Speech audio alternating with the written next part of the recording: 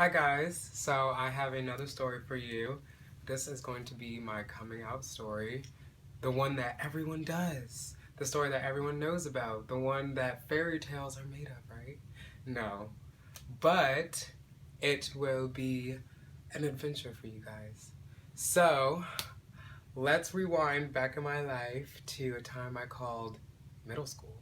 A very exciting time. A time where you weren't as popping as you was now, but you know, you got there. So in 8th grade, little Javon, little baby Javon, he was he was scared. He was very in the closet, as we would say, the one behind me, and he was not able to come out yet, but he met this boy, and his name was Chris.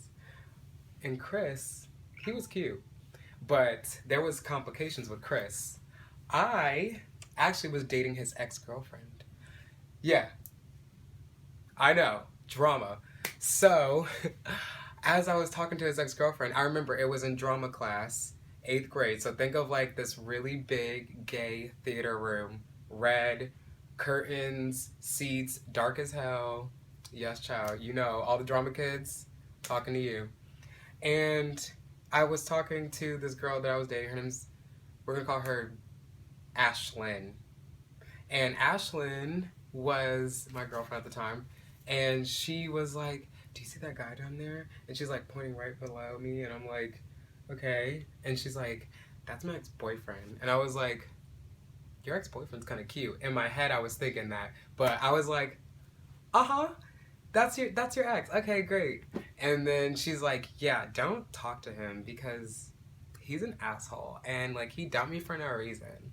And I was like, "Gotcha. I am not gonna talk to him." And what is the first thing I do? As Javon does, I went over and talked to him. I was like, "I'm gonna be right back," and I told her I was gonna use the restroom. I went over and talked to him, and he was like, "Bro, that girl is crazy. She's a psychopath." He was like, "She used to spit on me as a sexual fetish." And I was like, okay, well, I'm not into that, but thank you for letting me know. And we just started to chat.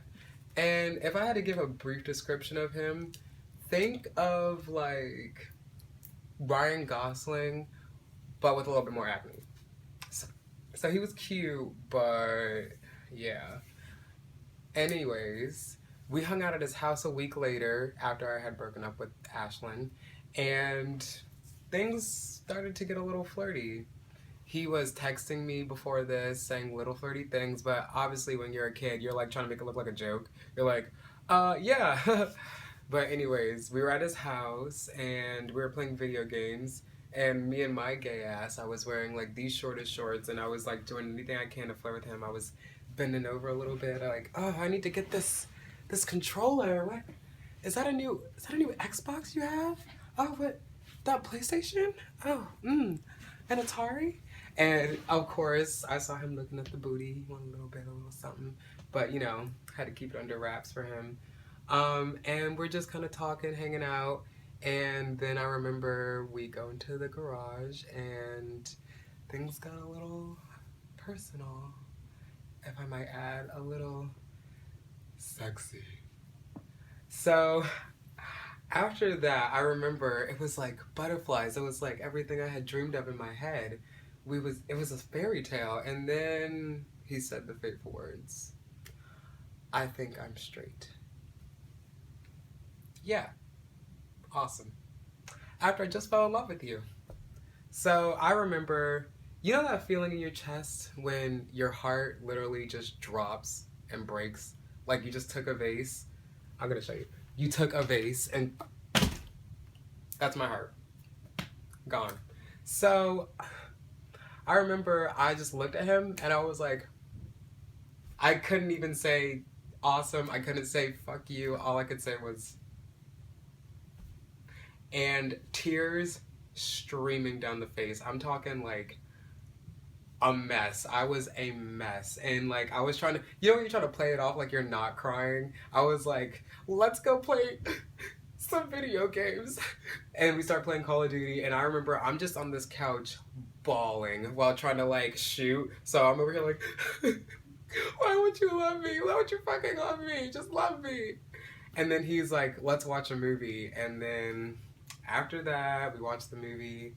I was crying still, but I was trying to like keep it under control. I was like, I'm still cute. I'm still pretty. Okay, very pretty. And then after that, we had a very complicated friendship. It was it's very different for our friendship. It turned into a little bit more of a toxic, I'll use the word toxic friendship.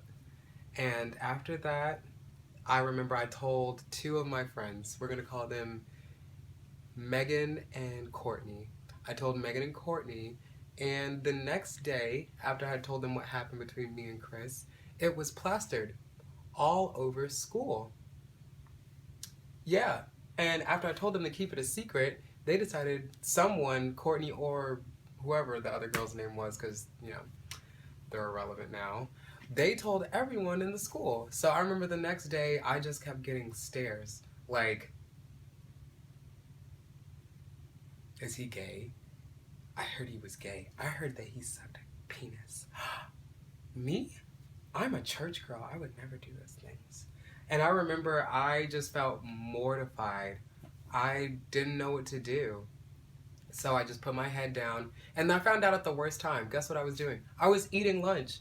I was in the middle of having a nice chicken sandwich. Like, I had it all perfect in my head. I had the ketchup on there. I had the lettuce on there. You know how they give you a little package? You squirt it on there real quick. I had just squirted the ketchup on my chicken sandwich.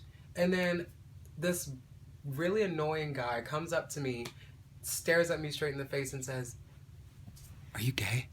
And I'm like, no. And he's like, "That's not what I heard." And I'm like, "What'd you hear?" And he's like, "I heard you suck the penis." And I'm like, and I just put my head down. And he already knew that meant yes, I am gay. And after that, the whole school found out. It was traveling like wildfire. You know when you like set fire to your house and the whole thing just burns in flames? That's what it felt like. It felt like everyone was just like telling each other. It was like a bunch of ants were just crawling in the hole and then just telling each other everything. And after that, the whole world knew.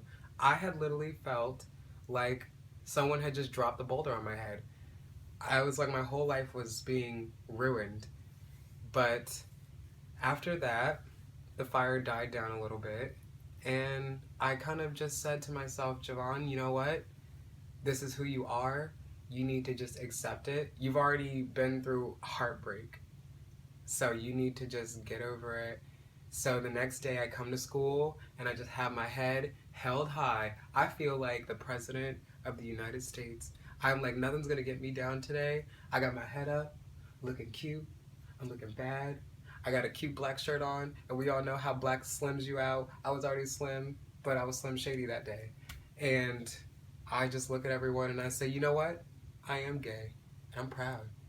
And I put my rainbow flag up in the air and I say, you know what? This is me. This is who I am. And people actually started to like me, accept it. I actually got more people coming up to me saying, you really helped me. Like, I'm not ready to come out, but I want to tell you that you're supported, you are loved. And that's when I realized that my sexuality isn't a curse. It's something that you need to be proud of. It's a part of you that's never going to go away. And there's nothing wrong with that. So I just learned to love myself. And you should too. And that is my coming out story. Make sure to like and subscribe. And I will talk to you guys next time.